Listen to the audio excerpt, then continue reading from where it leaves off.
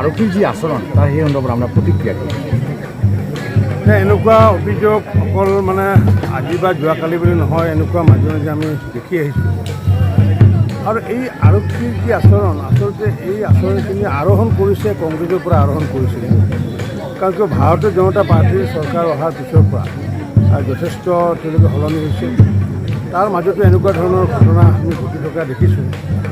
আৰু মই সেইকাৰণে মই আৰক্ষীসকলক মই আমাৰ এটা আহ্বান জনাইছোঁ যে যিহেতু মন্ত্ৰী MLA বা চৰকাৰী বিষয়া দেখিলে তেওঁলোকে চেলুট দিয়ে। গতিকে তেওঁলোকক যিহেতু চেলুট দিয়ে, অফিচাৰসকলক যিহেতু চেলুট দিয়ে, মন্ত্ৰী MLAক চেলুট দিয়ে, মই ভাবোঁ যে আমাৰ প্ৰতিগৰাকী আৰক্ষীয়ে জনসাধাৰণৰ লগত যেতিয়া কথা পাতে বা কোনোবা বাইকেৰে আহি থাকোঁতে বা গাড়ী চলাই আহি থাকোঁতে যদি তেওঁলোকে যদি নমস্কাৰ দি পেলাই যদি কথাখিনি আৰম্ভ কৰে, তেতিয়া মানুহৰ মাজত বহুত সহনীলতা বৃদ্ধি হ'বগৈ। আৰু সেইটোৱে পুলিচ আৰু পাব্লিকৰ যিটো ৰিলেশ্যন, সেই ৰিলেশ্যনটো আগন্তুক দিনত ক্ৰমাগত হৈ ভাল ৰিলেশ্যন হ'ব। মই নিশ্চিত যে অসম আৰক্ষী বুলি নহয়, ভাৰতবৰ্ষৰ কোনো আৰক্ষী সকলে ল এণ্ড অৰ্ডাৰ কণ্ট্ৰল চম্ভালিব পৰা ক্ষমতা নাই, এইটো অসম্ভৱ without the support of the public. আৰু সেইকাৰণে পুলিচ পাব্লিক ৰিলেশ্যনৰ কথাটো আমি সততে কৈ থাকোঁ। গতিকে পুলিচ পাব্লিক ৰিলেশ্যনটো ভাল কৰিব লাগিলে, এতিয়ালৈ যথেষ্ট ভাল, কিন্তু আৰু ভাল কৰিব লাগিলে মই ভাবোঁ যে আমি যিহেতু মানুহক যিহেতু নৰৰূপী হিচাপে জ্ঞান কৰোঁ, নৰৰূপী নাৰায়ণ বুলি জ্ঞান কৰোঁ, আৰক্ষীয়েও যদি মানুহক তেওঁ বাইকাৰ্ছে হওক বা তেওঁ ৰাস্তাতে আহি থকাই হওক নৰৰূপী নাৰায়ণ বুলি যদি জ্ঞান কৰে, তেতিয়াহ'লে আৰক্ষী আৰু জনসাধাৰণৰ মাজত যিটো মতভেদ আছে বা যিটো সংঘাত, সেই সংঘাতটো দূৰ হ'ব। মই সেইকাৰণে অসম আৰক্ষীৰ সঞ্চালক প্ৰধানৰ জৰিয়তে আহ্বান জনাইছোঁ যে আৰক্ষীয়ে অন্ততঃ জনসাধাৰণক দেখিলে এই কথা নাথাকক, নমস্কাৰ দি পেলাই যদি, কাৰণ জনসাধাৰণে যদি আৰক্ষীক নমস্কাৰ দিব লাগে, আৰক্ষীটো এনেকুৱা কোনো ভগৱানৰ অৱতাৰ নহয় যে আৰক্ষীয়ে আমিহে ভগৱানৰ অৱতাৰ, কাৰণ আমি নৰৰূপী নাৰায়ণ জনসাধাৰণ।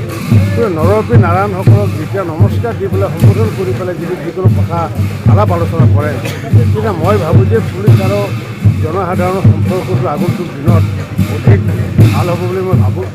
যিহেতু মাননীয় মুখ্যমন্ত্ৰী ডাঙৰীয়াই নিজৰ প্ৰতিক্ৰিয়া ব্যক্ত কৰিছে সামাজিক মাধ্যমৰ জৰিয়তে, আৰু তেখেতে ইতিমধ্যে নাগৰিক থানা সমিতি যিহেতু গঠন কৰি দিছে, গতিকে মাননীয় মুখ্যমন্ত্ৰী ডাঙৰীয়াৰ কথা স্পষ্ট যে নাগৰিকক ওচৰত ৰাখি পেলাই আৰক্ষীসকলক লগত সহযোগত কাম কৰাৰ কাৰণে নিৰ্দেশ দিছে। মই সেইকাৰণে বিনম্ৰতাৰে আহ্বান জনাইছোঁ, এতিয়াৰ পৰা যদি তেওঁলোকে ভাবে অসমৰ জনসাধাৰণ নৰৰূপী নাৰায়ণ বুলি, প্ৰতিগৰাকী আৰক্ষীয়ে যাতে জনসাধাৰণৰ কথা পাতোঁতে যে নমস্কাৰ, এই আচৰণ পূৰ্বৰ পৰাই আচলতে আৰক্ষীৰ আচৰণ এটা আছিলে। কিন্তু আমাৰ চৰকাৰখন অহাৰ পিছত, ভাৰতীয় জনতা পাৰ্টীৰ চৰকাৰ অহাৰ পিছত আচৰণ কিছু পৰিমাণে সলনি হৈছে। আৰু এই আচৰণ ক্ষুদ্ৰ হৈ মাননীয় মুখ্যমন্ত্ৰী ডাঙৰীয়াই প্ৰতিক্ৰিয়া ব্যক্ত কৰিছে সামাজিক মাধ্যম যোগেদি যে আৰক্ষীৰ আচৰণ সলনি কৰিব লাগিব। কাৰণ আমি যেনেকুৱাকৈ মানুহক বিষ্ণুপুত্ৰী মান্য কৰোঁ, জগতগুৰু শ্ৰীমন্ত শংকৰদেৱে কৈছে যে মানুহক যদি আমি বিষ্ণুপুত্ৰী মান্য কৰোঁ, ভগৱান শক্তিক যদি জ্ঞান কৰোঁ, তেতিয়াহ'লে আমাৰ মনত থকা অহংকাৰ অহিয়াসমূহ দূৰ হয়। গতিকে আৰক্ষীসকলৰ যিহেতু আমি নৰৰূপী নাৰায়ণ, গতিকে আৰক্ষীও নৰৰূপী নাৰায়ণ, গতিকে বাকীসকলকো যেনে নৰৰূপী নাৰায়ণ যদি জ্ঞান কৰে, তাৰ কাৰণে আৰক্ষীসকলক মই আহ্বান জনাইছোঁ। অৱশ্যে আৰক্ষীৰ এই যিটো তেওঁলোকৰ কাণ্ড কাৰখানা দেখিছোঁ, আচলতে এইটো এটা পুৰণা সংস্কৃতি, আৰু এই সংস্কৃতি তেওঁলোকে কংগ্ৰেছৰ পৰা আৰোহণ কৰিছে। যিহেতু ভাৰতীয় জনতা পাৰ্টীৰ চৰকাৰ চলি আছে, ভাৰতীয় জনতা পাৰ্টীয়ে যিহেতু সকলোকে নৰৰূপী নাৰায়ণ বুলি যিহেতু মান্য কৰি আহিছে, আৰক্ষীয়ে যাতে জনসাধাৰণক যাতে নৰৰূপী নাৰায়ণ বুলি যদি মান্য কৰে, তাৰ কাৰণে মই আহ্বান জনাইছোঁ।